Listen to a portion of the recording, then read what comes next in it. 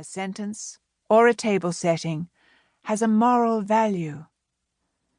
Demotic idiom rarely appears in these stories, even in the mouths of her protagonists, and when someone does use ugly slang or jargon, when, for example, a woman worries an acquaintance will find her a bit dykey, or a man says utilize instead of use, it almost always denotes a certain crudeness of character.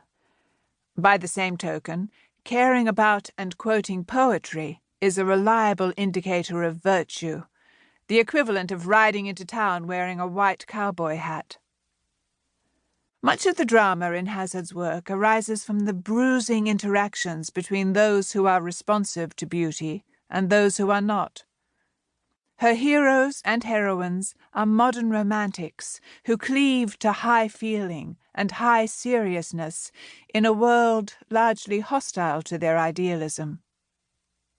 One said relationship nowadays about those one loved, a gloomy bureaucrat muses, in official life. Her villains are pragmatists and Philistines who want at all costs to keep the poetry separate. The puzzlement and condescension that Hazzard's high-minded characters inspire as they make their pilgrim's progress through 20th-century life supply the comedy of these stories. The sufferings they endure for their romantic integrity supply the tragedy. Here is Nettie, the teenage protagonist of A Place in the Country, responding to the news that her married lover is abandoning her. Nothing could convince her that this first sharing of her secret existence, more significant even than the offering of her person, represented less than it appeared to.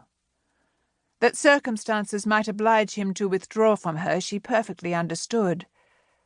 That he actually felt himself to be less committed appalled her. It confounded all her assumptions that something so deeply attested should prove totally unpredictable. This is rather how one might expect George Eliot's Dorothea Brooke to sound, were she to be spirited out of Victorian England and given contraception and an apartment. Nettie is not nearly as clever or as reliably high-minded as Dorothea. In a later story, we meet her again, in early middle age, and discover that she has grown up to become a slightly silly person. Yet in the moment of Nettie's earnest adolescent heartbreak, Hazzard endows her with something approaching nobility. Urged by her sheepish lover not to exaggerate the importance of her broken heart, she understands instinctively that the greater sin is to take matters of the heart lightly. The portrait of the permissive era that emerges from these stories is a rather sombre one.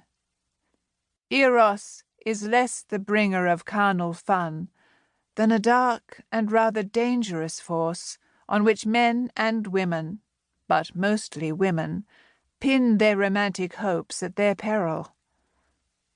Hazzard's female characters are not constrained by conventional sexual morality, inasmuch as they engage in premarital and extramarital sex without compunction or shame. But they evince none of the antic libertinism or experience-gathering curiosity of, say, Mary McCarthy's women.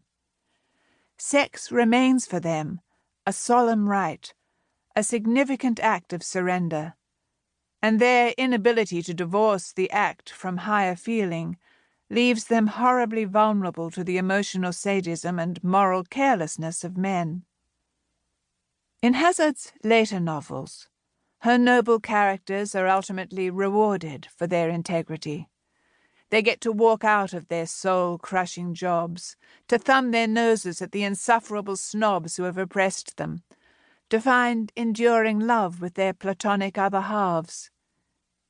In these stories, the pure of heart are largely denied such satisfactions. They remain chained up in their grim offices, or else they get sacked. The people they fall in love with don't requite their love, or aren't worthy of their love. The people who love them, they don't want. What few glimpses of romantic fulfillment